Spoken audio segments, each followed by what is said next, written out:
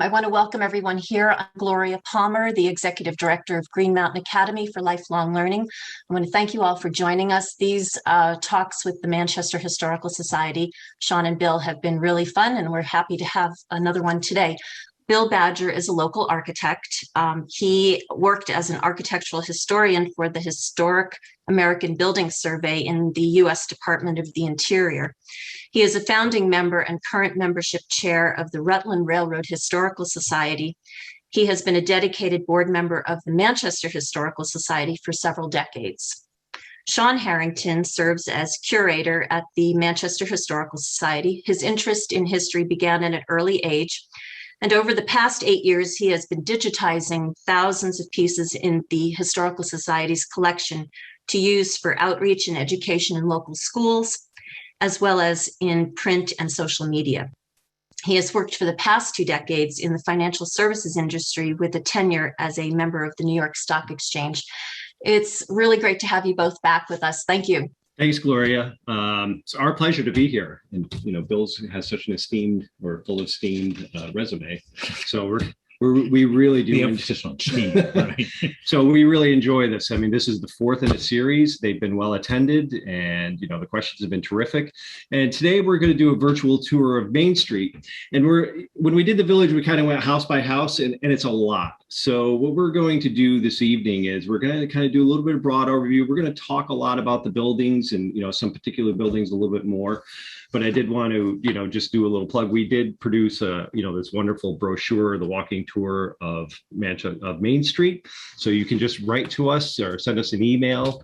We'd be happy to send you a copy, which kind of touches on all the houses from, basically Ye Olde Tavern down to the bookstore. But I am going to share the screen. So we're going to start in 1955 when this photo was taken, then published 1956. The classic Main Street. This is, this is what I know a large portion of our, the Historical Society, our fan base, they love to see the old pictures of Main Street with the quality on the left. This is actually Jim Heinel's on the right-hand side and Ed Norris, and they were going out shoveling driveways for 50 cents a piece this day. And that's George Heaslip's dog actually following them. This photograph was taken actually, it won an award in 1955. It was in Popular Photography magazine. I tracked it down once. Who took the picture? I can't, he's a very odd name. Of course, the important part. Yeah, where was he? But what we're going to do is we're going to kind of explore, we're going to go back to the late 18th century into the early 19th century. We're going to talk a little bit about Timothy Mead and Mead's Mill and Factory Point. And, when I first saw this next picture, hold on one second. I was completely baffled because, I'd been living in Manchester for a while. And when I saw this picture, I was like, whoa, what is this? And our roots started in industry. And Bill has a nice little thing he usually likes to tell about the village center and depot. Yeah. Those of you who heard us last time, the village, Manchester grew up as 3 distinct settlements. And as common in New England, the first settlement was the village that was out of the lowlands, up a little bit, out of the swamps. And shortly thereafter, they needed water power. So the second settlement became Mead's Mills, then Factory Point, eventually Manchester Center, because there was water power. There was the river there. And then the third, the railroad came through, missed them both, and a new settlement was sprung up around the depot where the train was. The depot no longer has a post office. It's all part of the center now. But we're talking about the center today, which was Factory Point, which was originally Mead's Mills. So when I first saw this, it got me very interested in, well, what is this Factory Point? And where was this building and did it exist? So this is in 1869. This is out of the Beers map. This is showing Manchester Center. Right about here, this is where we know the bookstore to be. This large pond is where the car dealership is today. Right here where you see Tannery, AG, C & Co. This is where Factory Point Green is. And this is the West Branch sweeping down around here. The Sirloin Saloon would have been located right about here. Then Main Street, you're going to notice this name, A.G. Clark. That's Augustus Clark. And he was the son of Myron Clark. And Myron Clark came here from Rupert in about 1839 and purchased up a lot of that original 100-acre lot from the Mead family. This part of Manchester was known as Mead's Mill. Timothy Mead purchased the area around the West Branch, and he wouldn't sell any of his land. The first piece of land he sold was in 1790 to the Baptists, who needed a burial grounds, which is now our Factory Point Cemetery. After he died in 1802, the children, and they couldn't wait to sell it, so they started selling it. But as a result, it really was kind of stunted for quite a while. But by 1869, it was known as Factory Point, due in large part to Myron Clark, whose home you will see right here, which, just to give you a little bit of an idea, this is actually where Gringo Jack's is. That was his home. Next to it was the Center School, which is no longer there, the Zion Church parking lot. And of course, the Zion Church is right next to it. So just to give you an idea of how this map is laid out, the brick store is now Northshire Living, Chris Conti, and some people will know it as Robert's Garage back in the day. The News Guide building. Or the News Guide building. Yep. A.G. Clark's residence would later become the Landmark Gifts, which we're going to talk about in a little bit later, where this is about where the Walgreens is today. So hopefully that will give you a little bit of an idea. So it was really Myron Clark and his son Augustus that really kind of ushered in the era of what we know as Factory Point by, building so many factories. This is the earliest photo we have. This is taken from what was called in the 1880s and 90s Wilson's Hill. This is a hill up behind the car dealership. It's all wooded now, but if you're driving through next time, you'll look up and you'll notice there's a hill. This large pond here is that pond that I mentioned, that I pointed out in the previous map. And over here, you're going to notice the steeple of that Waterhouse woolen mill. So, and this is right about where the Sunoco station is. Much later, it would become Lynn-Bourne's Esso station in the 1950s, and today's Sunoco. And I think it was Casey's. Casey's for a long time. Casey's, Esso, Exxon. Yep. This is the large tannery where the Factory Point Green is today. Over here, this is the Mountain Goat building, or Combination Cash. You'll notice this little passageway under here, which is still there today. And then, of course, the grist mill. And this building right here, this is the only picture. This was Timothy Mead's house. And it was a tavern, and this is the only photo we have of that. So we know it dates before 1872. Baptist Church is over here on the left-hand side. You can see the original Baptist church had spires on it. And then up here, you can see the spires of the Zion Church. And way over here in the background, you can see Factory Point Cemetery. So, changed quite a bit. This is looking back in the other direction from Center Hill. So these fences would be along Center Hill. This is looking back. You can see the tall tannery stack, which was about 60 feet tall. This is the tannery operations over across the street, probably where, Ralph Lauren and those buildings are. It was all tenement buildings. This is the hill where the picture was taken before. And you can see here's the spires of the Baptist church. And down here, which is the area of where Friends of the Sun is today, there were marble mills. We did have we had a lot of mills here before Norcross West. Very active marble industry. This is kind of a close-up of those marble mills. This is the West Branch stretching around right here. I guess this picture would be taken right above where Price Chopper is today. I think so. Yeah. Any little doodads you want to add? No. So now we're going to fast forward. So now we are looking down from that same spot about 15 to 20 years later. This is probably sometime in the 1880s. You'll see that the Waterhouse Mill is still here. What did they produce? They produced, because we had so many sheep, merino sheep, we produced a lot of woolen products. They produced, horse blankets. They produced blankets for the Union Army during the Civil War. You'll see that here's the grist mill. There's the passage underneath the Combination Cash / Mountain Goat today.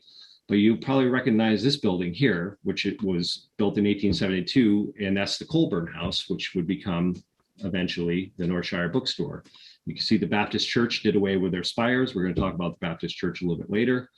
And over here, you can see Main Street's changed a little. You can see this is actually Estabrook's Opera House, which was built in 1884 and burned down in 1893. And we'll talk a little bit about more of that when we get to it. But this is was the striking change from the previous photo where it was Timothy Mead's house to a little bit closer up, just so you can see it. Obviously, with a mansard roof, very, very obvious. And while it's changed quite a bit, it's still very much the same. And I don't know when the Baptist church put the mansard roof on their church, but probably same vintage. Yeah. So modernize it. The Sanborn maps, which were insurance maps, really gave us a great, overview of, what the buildings were and what they were. You can see the Colburn House here, which is the bookstore today. Here's that large pond that you saw in the foreground of the previous photographs. At this point, when this was produced, which was 1885, this was the Harrison Dench.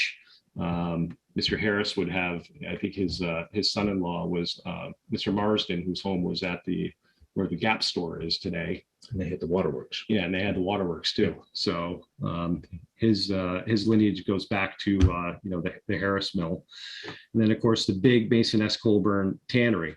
Now the one thing I wanted to note here was, I'm going to back up one. You'll see that there's walkways going across the river. So Riverwalk right now is trying to do that, and I'll just show you. There's the walkway going across. It was 30 feet in the air. Probably not OSHA approved, but that's how they got across the river, say from the tannery over to the mill. And, it's just kind of interesting because the Riverwalk people are, they're building a pedestrian bridge from, the Factory Point Green over to the backside of the old bank building. And, just kind of shows that there's no real original ideas. This kind of shows a close up of those bridges, and there's a photograph. So you can see, I don't know if I would have walked across that. No, it must be a railing there somewhere. Yeah. Well, look at the bridge. I mean, this is where the roundabout now is, with the marble bridge replaced the iron bridge. Yeah, the iron bridge was built in 1874, replacing a wooden bridge because traffic was getting too heavy. Sound familiar? So they replaced it with the iron bridge, and of course that began to fail. And so in 1912, they brought in the Norcross West operations. They put in the marble bridge, and opened with great fanfare, even to the point where President Taft was visiting Mr. Lincoln up in the village, and Mr. Shaw invited him down, and he wrote a polite letter back saying that he wasn't going to make it, which is actually still in the Shaw family. Although apparently he did drive across the bridge in the presidential limousine on his way up to Townsend to prove it was strong enough. Because if it could hold Mr. Taft, it was worthy and well qualified. And here we are looking kind of at that vantage point that we saw before from Center Hill. Looking back, you can see there's that other bridge connecting one side of the stream to the other, the large tannery building, the tenements. This was known when this pond still existed, which I know was at least in the 1950s. It was known as Beebe's because it fed Beebe's Mill. Fed Beebe's Mill. So it was known as Beebe's Pond because Bill West actually said he remembers fishing in that as a kid. And when you go to Riverwalk and you park and you walk onto Riverwalk, and you'll see our turbine we have sitting up on a large marble pedestal is probably sitting right about here. Yeah. And then today with Riverwalk, you'd walk right along this bank, and then you see the foundation of this building, or the remnants of it. And then of course, looking back up towards the grist mill and the waterfall. These other dams obviously are long gone. But what happened without getting too far in the weeds, the tannery operation lasted from the 1840s until the 1880s.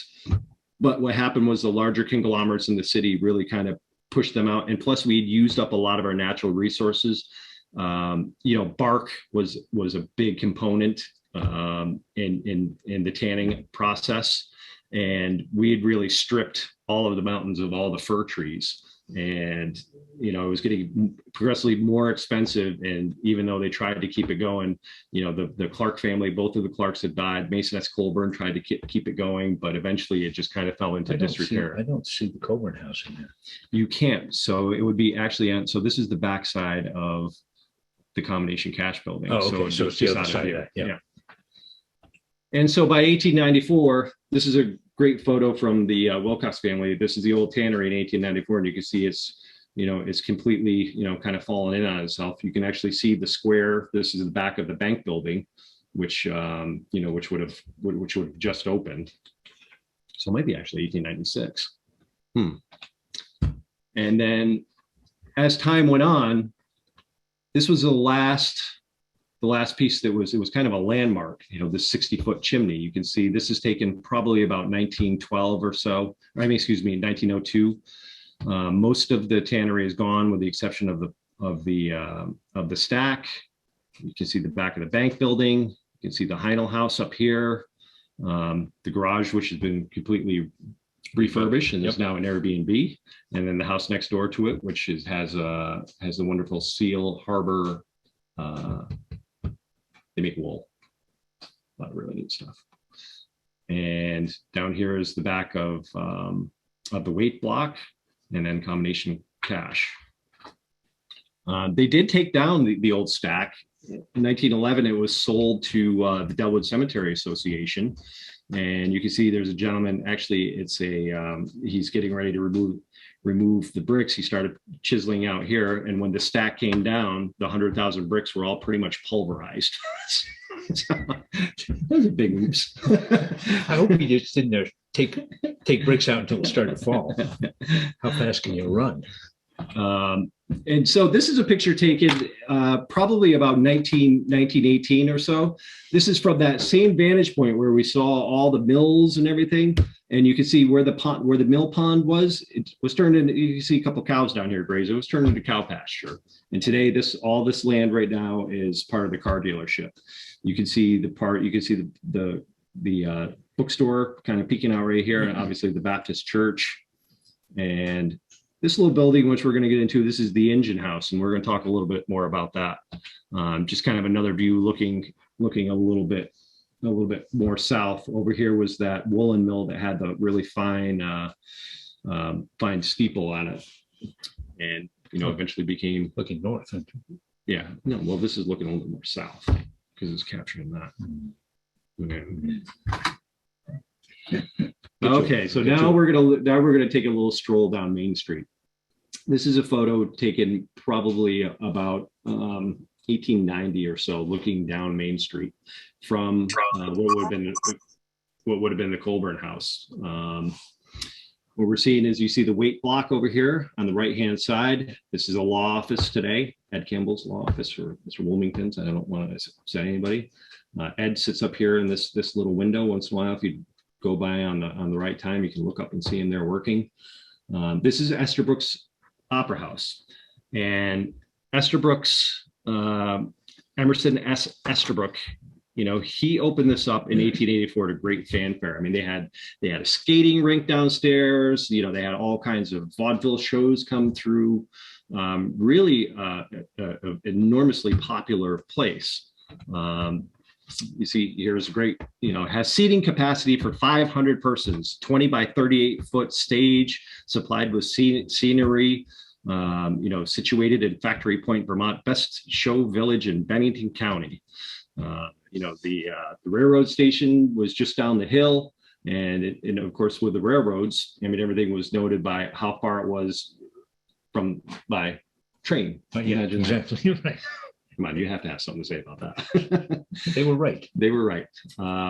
However, it caught fire in 1893 and burned to the ground. Michael Heinel was nice enough to tell me J.C. Heinel started his clothing shop in the building across the street, which is the brick building that has Up for Breakfast in it today.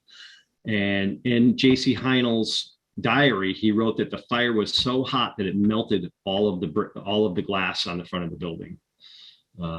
It took about 4 or 5 years in order for them to build the existing bank building, which we know is a bank building. It was kind of built as the Factory Point Bank was down here in this part. And then they had W.W. Bennett had his undertaking service here.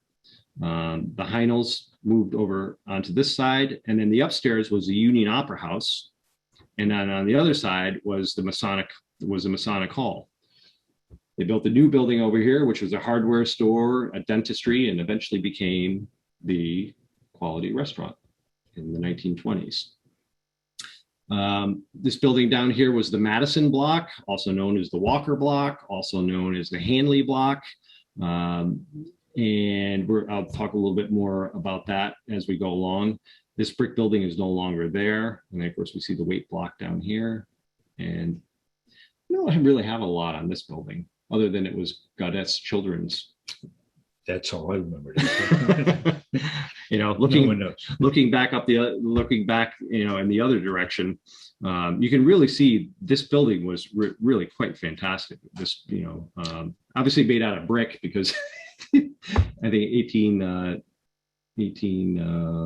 what's the number on it? I think it was 94. They built this After the fire, after the fire. Yeah. And I know it's hard to believe, but I had a haircut in the bottom of that. That's where Francis Colburn. Yeah, that's right. Francis Colburn's barbershop was downstairs. And paintings. Yeah. Yeah. Actually, we had some Herbie Westner has a few of his paintings, which are now in our collection.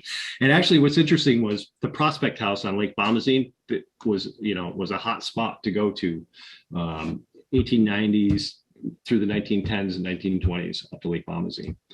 It's a bit of a haul on dirt roads with Model T Fords. And this is what the building looked like in the early 1970s.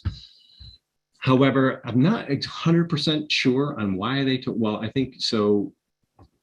Kimball's owned it, right? I think Kim took it down. And he took it down to create more like a park, more or less. I don't know why. I can't ask him now. And here's a picture of it being actually Burgess Brothers tore it down in 72, I believe they tore it down. And you can see right next door to it, which we'll talk a little bit more about, was Kimball Martin Real Estate. And eventually became the home of the original North Shore Bookstore and Ed Morrow's house. Quality down here on this side. But I did want to talk a little bit about, so this is the original sign for the Quality. And the one-story addition wasn't built yet. Right, the triangle room off the north end. Obviously, we could probably do an hour-long program just on the Quality Restaurant itself. Certainly the hub. We do have a great video. If you go to our website, we did an evening with the Comars, and it was emceed by Mike Powers, and we had all the kids there, and it was just an absolute hoot. So if you go to our website, you can actually kind of relive those. And of course, here we are a little bit later, showing the restaurant, and you can see Heinel's is right here, taking up this whole northern section. So the reason why I wanted to show this picture was, so the bank eventually took over the entire building. It was in 1972. They decided they needed more space. So they basically evicted the Masons, Heinel's, and a couple other businesses. The Masons ended up building a new Masonic Hall down on Spruce Street. Fred basically said, okay, I'm going to build an addition off my house and put the store there, which we know today. If you notice, the addition is pretty close to the road. And even back then, I think, who was the town manager then? 1972? I think wasn't Harry. Can't remember. If Mike Powers is on here, he can unmute and let us know. But Art Witt was the contractor, and Michael Heinel, told me the story. He said when they started building it, the town manager came by and said, "You can't do this. This is too close to the road." And Fred produced the deed showing that he owned to the middle of Main Street. So, if anything, the Route 7 was intruding upon his. So, needless to say, they let him finish his addition, and that's how it stands to this day. And I'm not sure how all the details got worked out, but I'm sure it was all. I don't think you could get that done today. That'd be a battle. Yeah, we have zoning now. We have zoning. Looking at Main Street, now we're in the combination cache. You can see that there was also, gas pumps were plentiful around Manchester. I heard a rumor that this tank was discovered during the roundabout project and was swiftly disposed of. I'm going to completely deny it. Well, of course, it's being recorded, but that's a rumor I heard, just a complete unfounded rumor. We had the Waite Block. Hill's Restaurant, very popular, wasn't necessarily competition with the quality. I think they, people had, people either went to Hill's or they went to the quality, and some went to both. Had their favorites. They had their favorites. The building was... There's another one stuck out in the street. Yeah, another one that kind of stuck out in the street. Eventually, it was purchased by Kim Kimball. That's actually a very young Richard Farley up on the sign installing, or up on the ladder installing the sign that he made. And this is where, as I mentioned before, this is where the bookstore got its beginnings. Yeah. We had a wonderful talk with that. I think we recorded that one too. Yeah, didn't we? I'm pretty sure we did. To give them the whole story, and Chris had some fun stories about looking through the trapdoor, and but eventually that building disappeared as well and was rebuilt, and now it's a branch of the Berkshire Bank. I think that was built in the 1980s, where the large brick building that the Hanley block is just now green space and is kind of occupied by seats for Union Underground. And Guttett's Children's Store is now circa 50. Which is always fun to go and see the little kitty cats. But the combination cash store, as a lot of people know, are the Mountain Goat today. This building was built, originally the store was built by the Clark family sometime around 1837, 1840. I've seen it written both ways, but certainly, dates back to that era. The interesting thing about this building, it's always been a store. Allen Graves operated his general store here, along with a carriage shop, which was on the north side. Allen Graves was, he was the cashier at the Factory Point Bank, investor, member of Aquanic. He was speaking of Mike Power, he was Mike's great-grandfather. And he was also an investor in the Colonial Light and Power, which was one of the first power plants down at the end of Lincoln Avenue, and had a fairly substantial investment in that in the age of electricity. And the plant burned to the ground and didn't have any insurance and completely wiped him out. So he ended up having to sell the store, and right around 1909, a few years after the plant burned down, and he sold it to the Manley family, who turned it into the combination cash store, which it remained until 1909. 1979. I was going to say recently. Yeah, recently. And if you actually, so when you go to Mountain Goat today, you go in this section where the carriage shop was. But if you stand on the outside and you look at this doorway, which is closed off, but if you look up above the doorway, it still says CCS Co. for Combination Cash Company. It's kind of a neat little thing. And what's interesting here is the little overhang on the roof for a pulley to load goods from a wagon up into the door, down the door on the second floor. Go down with your pointer. Yeah. So to load that door, they would haul stuff up out of the wagons. Yeah. Very typical of the industrial buildings or commercial buildings all over. How are we doing on time? So we got to go 5:30. Okay, we're good. So we know, so this is taken to probably about I think this is a 1925 photo. You can see they're selling gasoline now at this point. So black and white photos.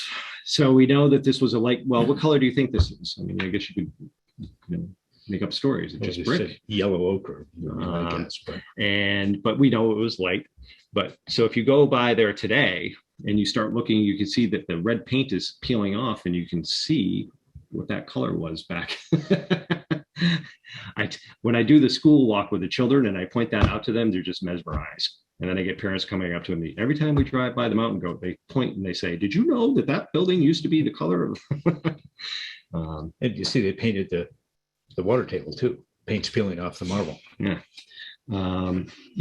The grist mill. This is actually that I've mentioned the name Mason S. Colburn a couple of times. That's actually Mason S. Colburn. This is a picture of, probably if you've read any Manchester history books, this is a very common photo that's shown up, and that's actually Mason S. Colburn, who the Colburn House now bookstore was named for. And this is actually William P. Black standing over here, the slightly portly gentleman who was the head cashier of the Battenkill Bank, standing in front of the grist mill. And then this was a large horse barn at the time. And this was built probably around 1822 by William Ames. And that was built on the original probably, circa 1790 mill that was built by the Meade family. When Myron Clark purchased it in 1833, 1834, it remained in his family for the next 60 years and was rather decrepit until Kim Kimball purchased it. He bought it in 1972 for $30,000. And, it had sat vacant for many years, and he got a federal bicentennial grant in 1976 to start restoring it. And you can see this is a shot looking, and you can see the, a privy over the pond right here. No longer no longer there.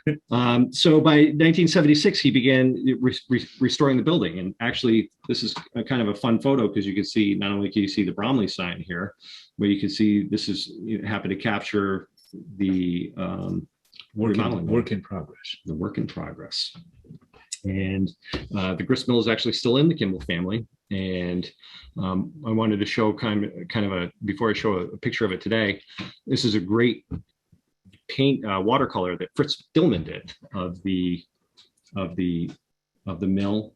And you look over it, a lot of people don't realize there was, this was the last of the tannery buildings to survive. He painted this probably sometime in the 1950s. This is what the view looks like today. So that building you see was right about here. And I wanted to talk about this building a little bit because it was the last of the tannery buildings to survive. And you can see it was the Great Atlantic and Pacific Tea Company was here. And we'll see that again because they moved around town quite a bit too. So did the Grand Union. So did the Grand Union. And Jack Kregas, whose grandmother lived in one of these apartments. And a few people said there was a couple spots where you could open the floor and you could drop a fishing line down into the pond. But, alas, it was torn down about 1967 or so. Here it is being torn down. And the reason why it was being torn down was because where our Factory Point Green had become the Ford garage, and they wanted the building was not in very good shape. And that's the edge of the building on the left. Yeah, and then this is the edge of the building right over here on the left. You can still see it. We're actually pretty fortunate about the town green because when the dealership left right around 1991, the Manchester Conservation Commission they mounted a successful campaign to purchase the property for $750,000. I remember when they were raising funds for that and the blowback they were getting. It was a super fun site and what a waste of money. And blah, blah, blah. And then couldn't buy a car there anymore. Couldn't buy a car there anymore. What a shame. Manchester's dying. And has anybody ever heard anything like that before? But now we have the green, which is just wonderful. And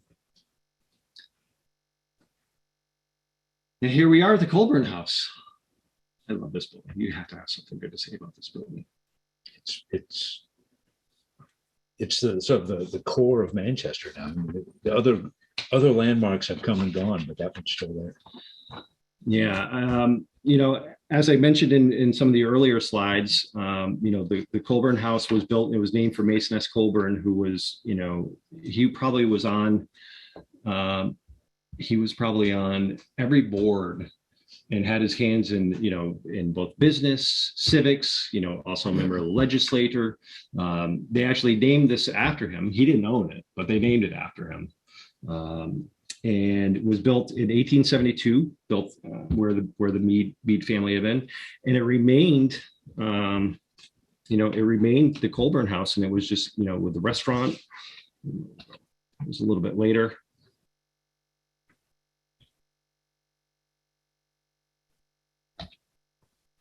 And then we're into the 1950s here.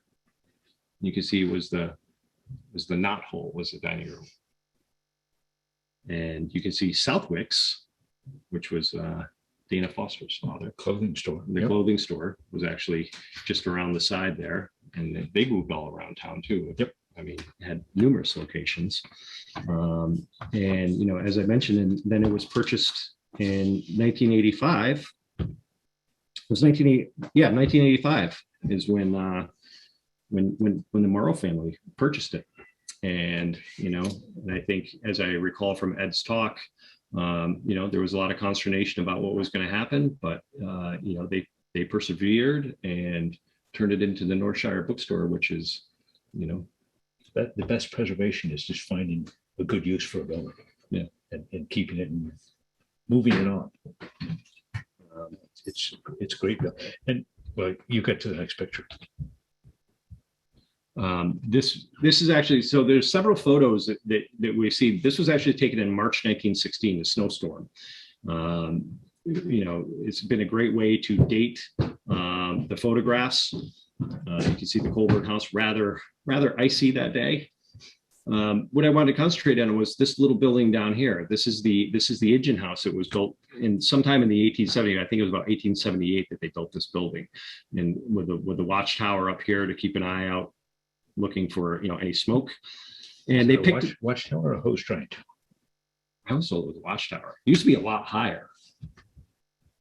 Usually with cotton hoses, they had to hang them to dry. That's my understanding. Really? I was told it was a watchtower. Maybe we're both right. Maybe watching the hoses dry. The last grub. In 1921, it was purchased and picked up and moved. And, you know, so we're going to follow its venture here. So this is going just past the Heinel House, which is out of here. And over here, we can see what was known in 1921 as the Dyer farmhouse. Later would become Landmark. And we're going to talk a little bit about that coming up. This is looking back in the other direction. These photos were taken by Roger Hurley. So we have some really terrific shots as this was coming up, because he lived on Adams Park. Now, what's interesting, and keep this in mind when we get to the Landmark house, they were moving it down the street on little tiny wooden rollers. And so there aren't wheels under it. They're just rolling it on rollers. Yeah, dowels. You can see not much bigger than baseball bats. Yeah, right here you can see these little. Yeah. But they, you know, when they used to move a lot of buildings because there were no wires, right, or plumbing, or electricity, and a lot of land was open. You just go cross lots. Right. Then you didn't have to worry about trees so much. So this was moved. The engine house was moved to Adams Park, as we see it today. There's one little hiccup in 1924 was the engine house caught on fire. Always embarrassing. Always embarrassing. So here's the fire group putting out the fire on the firehouse on their own building. And it was Harry Adams' father, I guess, went over there to start a fire, and then left and went back over to the house, and then he started the fire. And so they got paranoid. So what they did was they had the Pacific engine pumper. So what they did was they kept the pumper over in the Roberts garage, because that was brick. So it would still burn. And this is the building today. And it was, you know, for years and years, it was Wines by George. And today it's the Arson Skate Shop. And it was Richard Gelbo's architecture office. I think he's the one that renovated a lot of the things. So in the little tower, I have to go in there and go up there and see if you can actually look out those windows. As I mentioned, so this is this building was built sometime around 1814. At least that's what I read in a newspaper article about the movement that was written in 1964. It was later owned by the Dyer family, Heman Dyer, and then his brother owned it, Doug Dyer, who was a part of Company E, the 5th Vermont, his Civil War veteran. It's a fixture of Main Street. Had a very large barn just to the north side of it. Here it is in the 1930s. By the late 1940s, they decided they wanted to take it down, and because it was right across the street from the photography studio, we kind of got, you know, in-action shots of it coming down. You say, why would they want to take down such a beautiful? Well, at some point it was converted. Barns didn't have fireplaces. Yeah, it's got a chimney on each end and fireplaces there. So it was converted into something else. Yeah, but they took it down and they put up a gas station. Beautiful. and you know, so you can see the farmhouse down here, gas station, and this is kind of what the view looks like today when you look there. So, you know, still a gas station, and farmhouse would have been down here. In 1964, it was the landmark gifts. And I'm going to try to pronounce it. Two ladies owned it, Jean and Phyllis. They bought 3 acres of land up on Barnumville Road, and they hired a contractor, Lester Davis, out of Bennington, who came up with a World War II tank retriever. and they broke the house into 3 sections and moved it up to Barnumville to Landmark Lane. And this truck fascinated me, so I had to look into it a bit. It's technically, it was an M26, and it was for retrieving pulling a huge trailer and retrieving Sherman tanks in Europe. And as of about 10 years ago, there were only 3 known examples in the States, because most of them were just left in Europe. I mean, what would you need? It's 11 feet wide and 11 feet tall. And one of the comments with an auction said, what would you do with this except, I don't know, unless you wanted to be a house mover? So guess what? There you are. We did. So you can see one of the reasons why this whole project was undertaken was because Gene and Phyllis sold their land to the Grand Union, which was across the street at the time, and they wanted to build a new store. And here's a smaller section being hauled out. Now, and the Grand Union, that building is now the bank. The bank. It was Catamount Bank, and then became, what is it now? What is it? It was Merchants on what is that? People's Community Bank or something. Community Bank. So here it is coming up. You can see there's the Heinel House right here on the left. And now we're moving up past Adams Park. You know, Gringo Jack's would be right here on the left. And we made it up to the staging area near Barnumville. They kind of sat overnight, and then they brought it in the next morning and settled it in right on the foundation that was already there. Yeah, 1964. And then the Grand Union was opened up. Of course, Walgreens now, which is out of commission for the time being. And this is what the Landmark House looks like on Landmark Lane, which was owned by Abe Matcourt for years and years. I took this picture in 2014.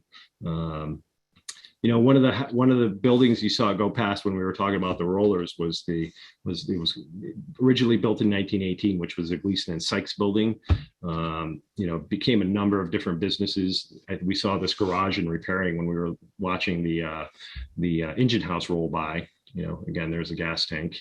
You know, it was a Stewart's Market for a little while. This is one of the Stewart's Market, but a lot of people remembered it as the 5 and 10 Garrows of Manchester. And Garrows caught fire a couple days after Christmas, 1960. And it was a freezing cold night. And, you know, the 2 hosebin, Joe Harrington up here at the top, Doug Shaw down here below. What he was doing was holding on the hose and trying not to freeze to death from broke out. Yeah, the article, you know, 6 p.m. they worked in near zero temperatures, and they could find the rooms to the top floor, but the water damage was so great that the entire building was raised. From what I understand, this clock still exists. And hopefully one of these days I'll have an announcement that it's out. I don't want to let the cat out of the bag though. And this is what's there today. After the Garrows block was raised, I think Ben Franklin was in there. Yep, for a long time. What else was in there? Just Ben Franklin. Got any simple questions? No. What you don't see from here is, to the right of this building going south, there was a big marble retaining wall, and there really wasn't much over the edge. And Eastman's Market was built over there, and eventually the Grand Union was built, you know, but it was kind of built. They didn't have to excavate for a basement because it was already down. I did want to talk a little bit about the Baptist Church. As I mentioned, you know, Timothy Mead, the first group that he sold any of his land to was to the Baptists, who built their original meeting house on Meeting House Hill, which we know is Center Hill today. And their burying grounds that they had were today's Factory Point Cemetery. The original meeting house, you know, is long since gone, and they finally built a proper sanctuary about 1833 out of brick, which we see, you know, which we know today. You know, originally it was Gothic revival structure, built from bricks. They were hauled from Bennington. Cost about $2,300 to make it. The belfry was a later addition, added about they said 1873, but I think it had to be earlier because we have pictures showing, you know, the belfry there that were dated to the 1870s. But so the original church would have looked similar to this, you know, with a peak, windows on each side, and an entryway. And if you look, I took this picture earlier today. Next time you go by the Baptist church, if you look, you can see the outline of the original stained glass windows. And you can see they just bricked it up when they put on the front of the belfry. So another little detail that's kind of fun there. My eyes are always drawn to it when I go there, just to imagine the Baptist church without its belfry. The large elm in front was the subject of Walter Hard wrote a great poem called Elm at the Crossroads, which I'm not going to read to you all, but it's very easy to find online. The Elm at the Crossroads, which is about where the little button roundabout is today. This is in 1918, where it lost about half of it, but it did hang on until about 1934 when they finally actually took the whole tree down. And you know, later on, you know, the Baptist church, you know, was two-tone for a little while. It was white, and then they started painting it red, and then they left the steeple white for a little while, and then finally went all to red again. And you know, this is just, you know, such a joy. This is 1969, Malfunction Junction, on a calm day. Calm day. Before they put the stoplights up temporarily. Going back to church for a second, it's got a rear wing off the rear that had Greek revival detailing.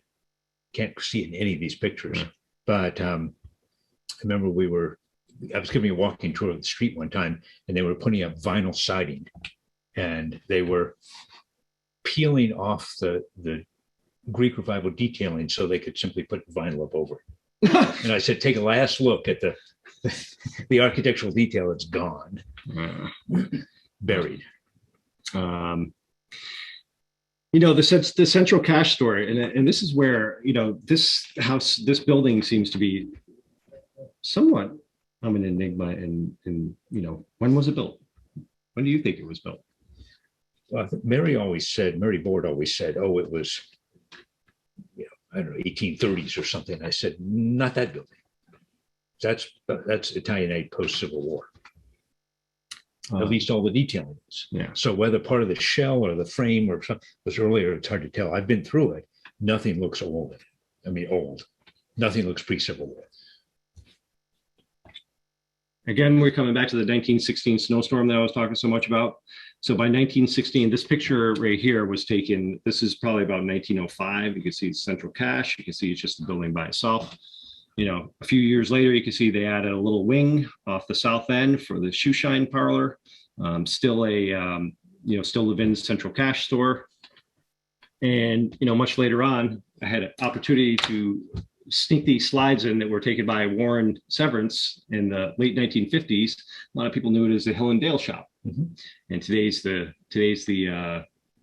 it's called the Country Store, and now it's the Antique Center.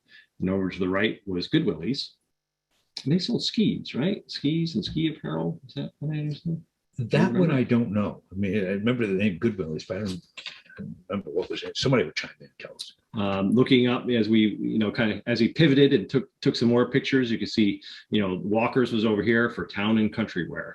And I did discover that this red-headed chaps right here was his in high school. That's Louis Dean. Long live Louis. Long live Louis. Yep. His son Peter would be very happy that I'm mentioning Louis here. Just to give you an idea of where on Main Street we are. Is that an Edsel? Huh? Where? The car. I don't have any idea. I think that's an Edsel. Yeah. I think. So right here would have been if we look at today, literally today, this would have been the Hill and Dale shop. This would have been Goodwillies. And buried behind this was the Walker shoe shop, or Walker Town and Country shop. Country, yeah. Moving up the street, you got the Sweet Clover Luncheonette, which is now the Christos. And then the Hub, which upstairs, and Ted's Barbershop was on the upstairs when this was taken. And Ted's is, you know, the barbershop is still a little house down in the old Muggers building, as everybody likes to say. I say but the Manchester Ted's not there. Ted's not there. His daughter, though, right? I think so. Yeah. I don't get haircuts. Yeah.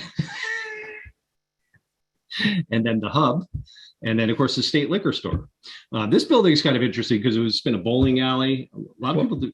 You look at it and it's long and skinny. What would you do in long and skinny alley? Bowling alley. Bowling. And this building, which, here's the hub. So this was built, we know it was Lugene's shoe store for ages. Nobody could seem to figure out when the damn thing was built, though. Or by whom. I should probably stick Brian Knight on that. But you can see when this was taken about 1909. And these are the Lugene kids outside. Very typical, the family lived on the upstairs and the store was downstairs, attached by the stairs. Of course, these stairs down, we walk up and we go into up for breakfast. You can see. It looks like it was set up for 2 stores at some point with 2 different entrances. Yeah, very well could have been. Just to give you an idea which building we're talking about, this is the building today. And this was gold, so they painted it red recently. Did you notice that? I didn't really notice it until today. Too busy trying not to run over people downtown. Remember when I mentioned the Atlantic and Pacific Tea Company? So there's the Atlantic, Pacific, and bowling. Yeah, and so it became, it was a bowling alley, and there's Lugene's. Again, during the 1916 snowstorm, this kind of gives you an idea. This is what that row looks like today. So you have an idea. This is probably, I'll have to do this. We're going to take some questions. I see something in the chat. Anything important, Gloria? Somebody probably saying they can't hear us. Or they know the answer to something we just asked. This was a photo, I think, what's his name? Coburn put this up on Facebook, and I pulled it off because the Montgomery Awards, and then there was a story behind this truck, and I can't remember what it is because it disappeared and I couldn't find it again. But not only was it a bowling alley, but it was also Montgomery Awards.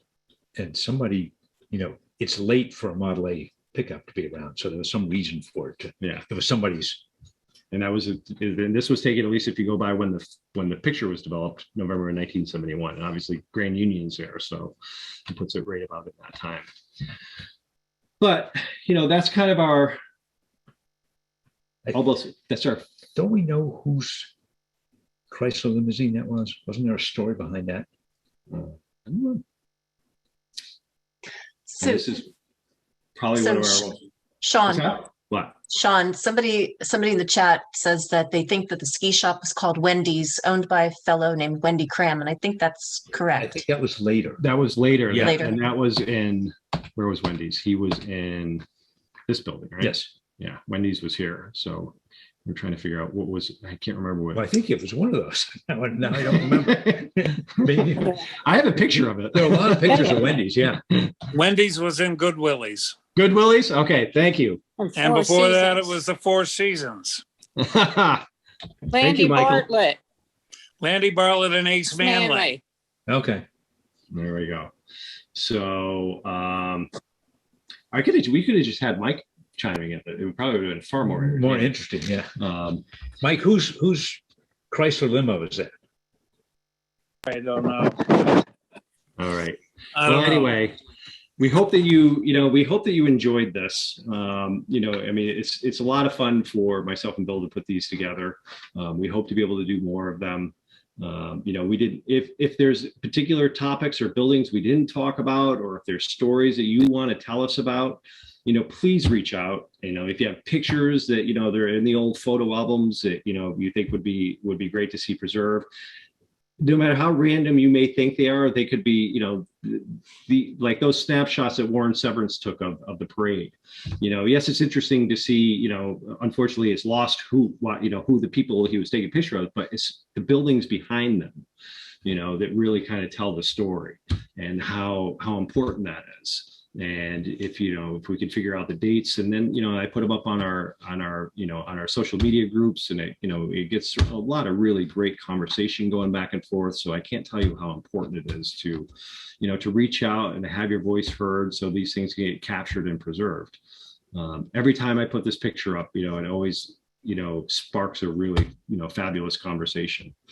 And what you said is absolutely right. That the backgrounds to pictures are often more important than the front. The front may be a picture of 2 people, but behind is something they weren't even looking at, but we don't know about. Yeah. Good And, stuff.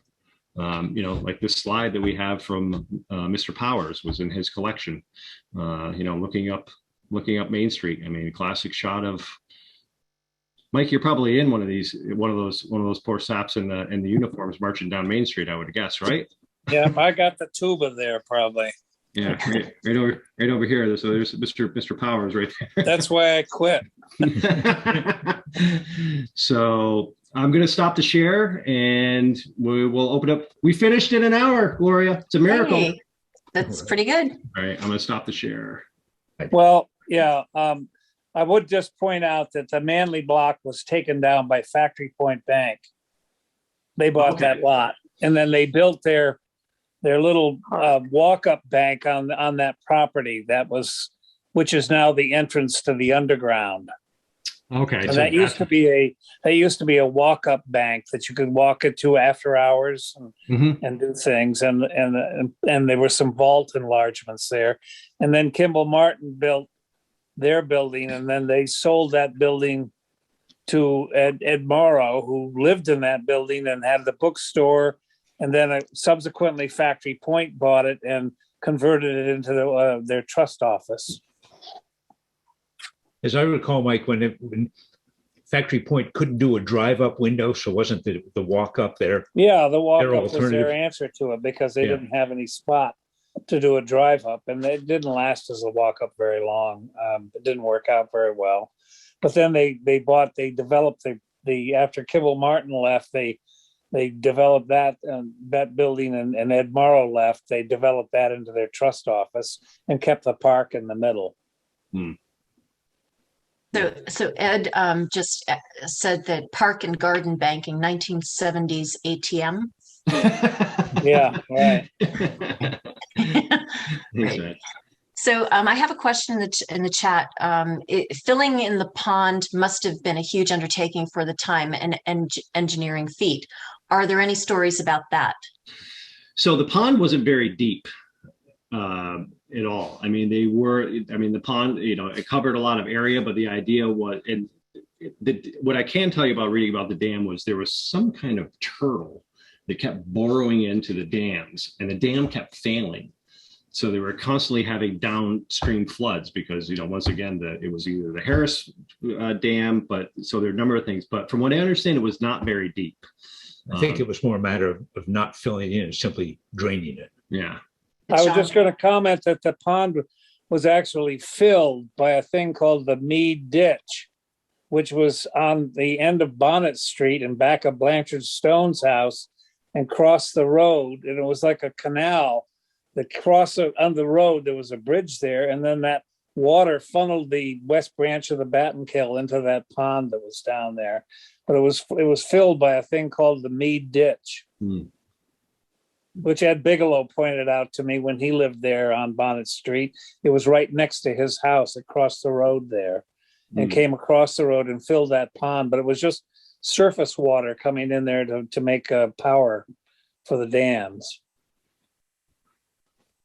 One of the stories on both the ponds, on the mill pond that's still there, and then the larger, the Harris Mill Pond, reading through, journals over the years when I was researching various aspects of the mills and when they were built, and, that's where I learned about the dam. It was also rather eye-opening to see how many people drowned in them.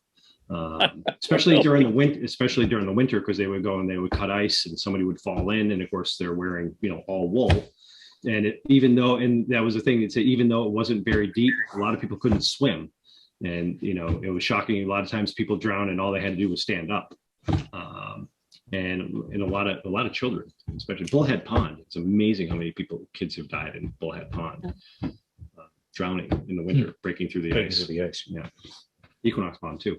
Anyway, a little macabre. It's getting close to Halloween.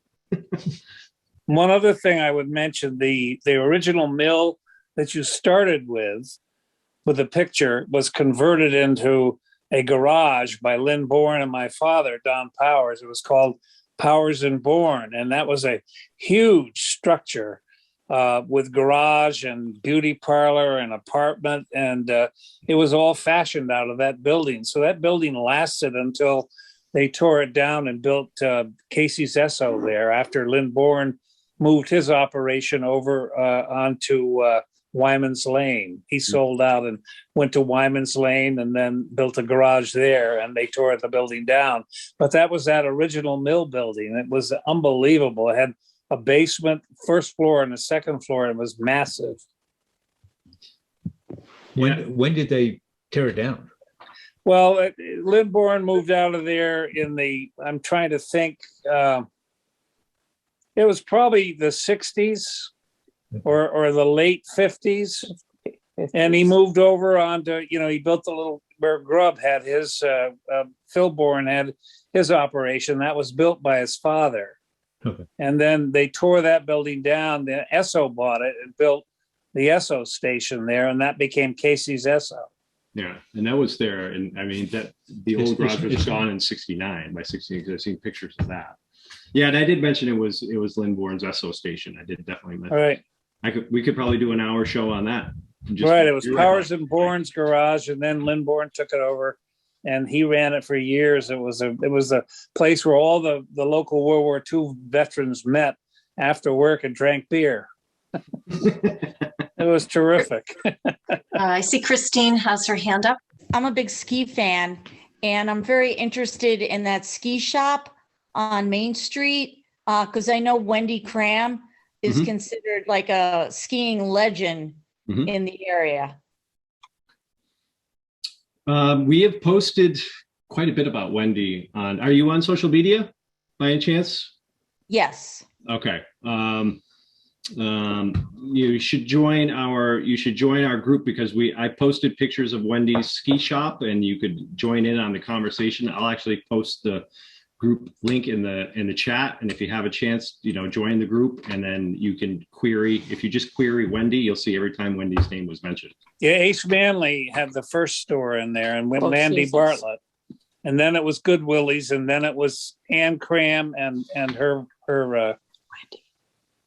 husband. Yeah, Good Willie was first, then Cram.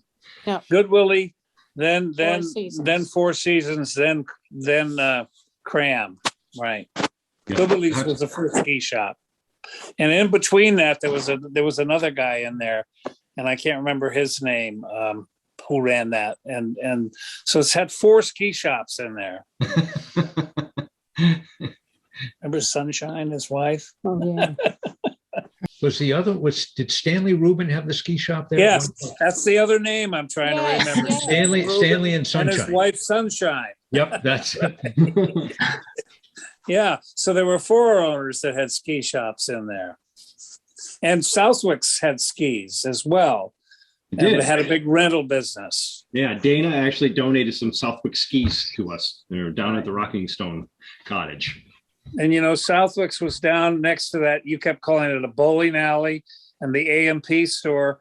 There was a house right there next to that, and they moved it back, which is now long ago and far away. Yes. And that was the original Southwick's. Joe McNeilis and his wife started it. The reason I know Stanley was he built a house next to us. That's right. And my neighbor on the other side, Bob Stannard, got a dog, and he named it Stanley. And one day, and of course, it was a puppy. He didn't know what its name was. So he was out there calling Stanley, Stanley, Stanley. And the phone rang, and he picks it up, and all it is, their voice says, "What?" And it was Stanley Rubin. He went, "Why are you calling my name?" Right. He was a piece of work. Getting lots of great comments. Everybody thinks this was a great presentation. So I want to thank everybody for joining us, and thank you again, Shawn and Bill. I'd love to schedule some more Historical Society talks with you guys next year. So I'll be in touch. Okay. So have a good night, everybody. Good. Thank you. Thank you. Thank you, Michael. Thank you, Barbara. I could hear you whispering.